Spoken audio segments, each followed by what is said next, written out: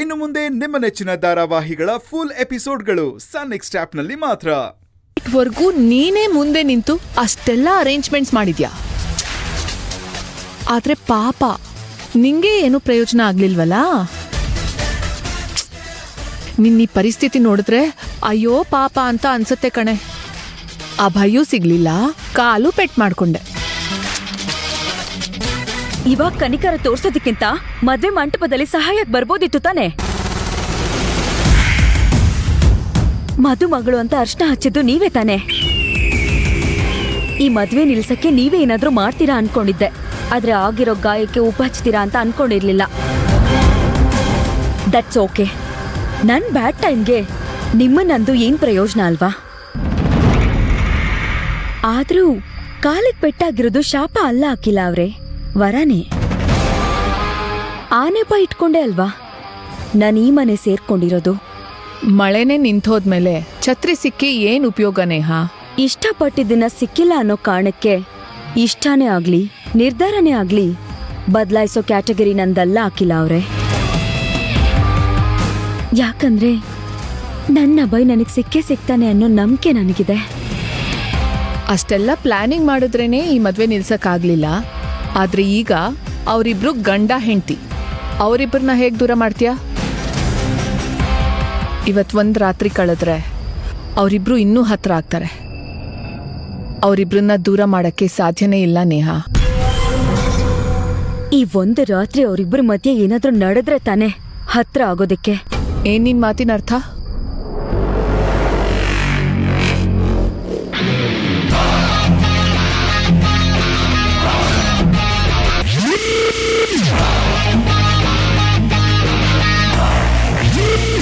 ಟ್ಯಾಬ್ಲೆಟ್ಸಾ? ಇದ್ರಿಂದ ಏನಾಗತ್ತೆ? ಸ್ಲೀಪಿಂಗ್ ಪಿಲ್. ಇದು ನಾರ್ಮಲ್ ಸ್ಲೀಪಿಂಗ್ ಪಿಲ್ ಅಲ್ಲ.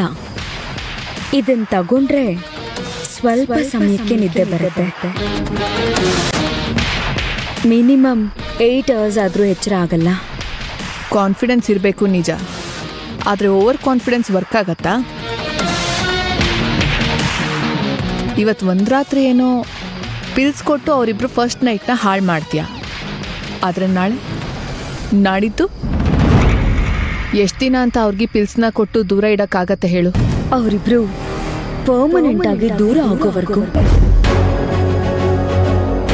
ನಾನು ಅಭಯ್ ಹತ್ರ ಆಗೋವರೆಗೂ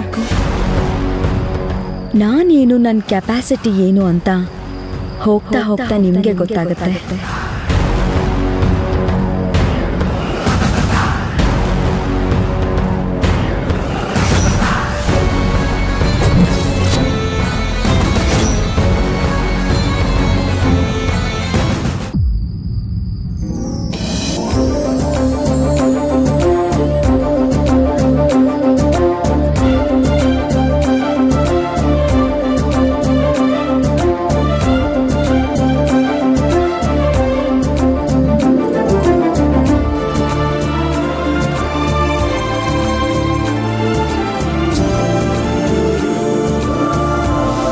ಎಷ್ಟು ಮುದ್ದ ಕಾಣಿಸ್ತಾ ಇದೆಯಮ್ಮ. ನನ್ ದೃಷ್ಟಿನೇ ತಾಗತ್ತೆ. ಇನ್ನ ಅಭಯ್ ಕಣ್ ಬೀಳ್ದೆ ಇರತ್ತಾ ಹೇಳು.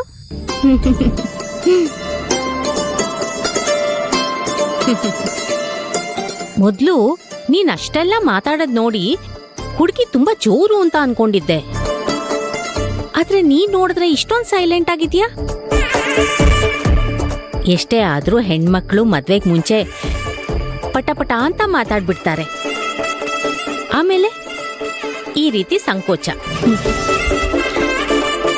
ಈ ಸಂಭ್ರಮದಲ್ಲಿ ಮೌನ ಆಗ್ಬಿಡ್ತಾರೆ.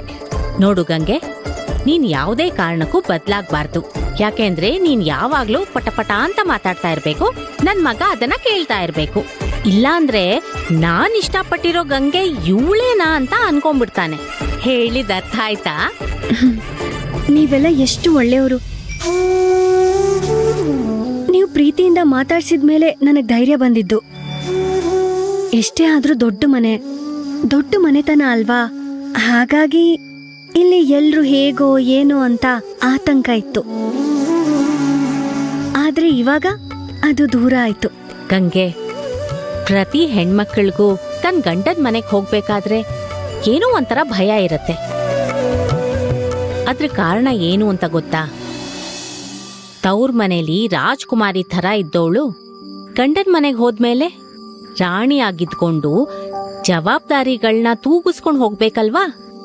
ಅದಕ್ಕೆ ತವ್ರ ಮನೇಲಿದ್ದಾಗ ಚಿಕ್ಕ ಹುಡುಗಿ ಆಗಿದ್ದವಳಿಗೆ ಹೆಂಡತಿ ಅನ್ನೋ ಸ್ಥಾನದ ಜೊತೆಗೆ ಅತ್ತೆ ಮಾವ ಬಂಧು ಬಳಗ ಅನ್ನೋ ಸಂಬಂಧಗಳು ಶುರು ಆಗ್ಬಿಡತ್ತೆ. ಅಲ್ಲಿಂದ ಜವಾಬ್ದಾರಿಗಳು ಹೆಚ್ಚಾಗತ್ತೆ. ಹೊಗಳಿಕೆಗಿಂತ ಹೆಚ್ಚಾಗಿ ನಿಂದನೆಗಳು, ಅವಮಾನಗಳನ್ನ ಸಹಿಸ್ಕೋಬೇಕಾಗತ್ತೆ. ಆದ್ರೆ ನೀನಿಲ್ಲಿ ಭಯ ಪಡೋ ಅವಶ್ಯಕತೆ ಇಲ್ಲ. ನಿನ್ ತಾಯಿ ಮನೇಲಿ ಹೇಗಿದ್ಯೋ ಅದೇ ರೀತಿ ಖುಷಿಯಾಗಿರು. ಏನೇ ಸಮಸ್ಯೆಗಳಿದ್ರು ನನ್ನ ಹತ್ರ ಹೇಳ್ಕೊ. ನನ್ನನ್ನ ನಿನ್ನ ಅತ್ತೆ ಅಂತ ಅನ್ಕೋಬೇಡ, ಅಮ್ಮ ಅಂತ ಅನ್ಕೋ. ಒಂದ್ ನಿಮಿಷ ಇರು.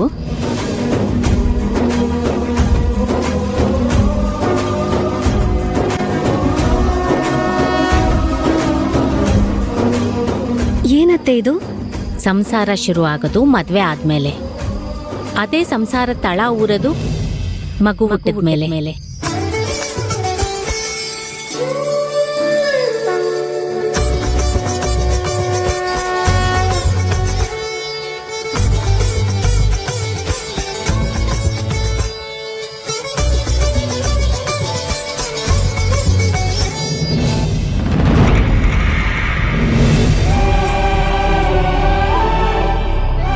ಬಾಸ್, ನಾವು ಏನು ಅನ್ಕೋತೀವೋ ಅದ್ರ ವಿರುದ್ಧವಾಗಿ ನಡೆಯೋದೇ ಬದುಕು.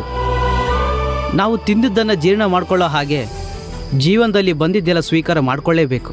ಬದುಕನ್ನ ಕಲಿಸ್ದೋಳು ಬದುಕಲ್ಲೇ ಇಲ್ಲ ಅಂದ್ರೆ ಹೇಗೆ ತಾನೇ ಬದುಕೋಕ್ ಸಾಧ್ಯ ಕೇಳಿ? ಬಾಸ್, ಸ್ವಾರ್ಥನೇ ಇಲ್ದಿರೋ ನಿಮ್ಮ ಈ ಬದುಕು ಸರ್ವಕಾಲಕ್ಕೂ ಶ್ರೇಷ್ಠ ಬಾಸ್. ಅಲ್ಲ ಬಾಸ್, ತನ್ನ ತಂಗಿ ಖುಷಿಯಾಗಿರಬೇಕು ಅನ್ನೋ ಕಾರಣಕ್ಕೆ ಗೌರಿಯವರು ತಮ್ಮ ಪ್ರೀತಿನ ತ್ಯಾಗ ಮಾಡಿದರು. ನೀವು ಸ್ವಾರ್ಥನೇ ಇಲ್ಲದೆ ಅವರು ಸಂತೋಷ ಬಯಸಿ ಮದುವೆ ಆದ್ರಿ ತಾನೆ. ಅಂದಮೇಲೆ ಆ ತ್ಯಾಗಕ್ಕೊಂದು ಬೆಲೆ ಸಿಗಬೇಕು ಅಂತಂದ್ರೆ ನೀವು ಹಳೆದನ್ನೆಲ್ಲ ಮರಿಬೇಕು.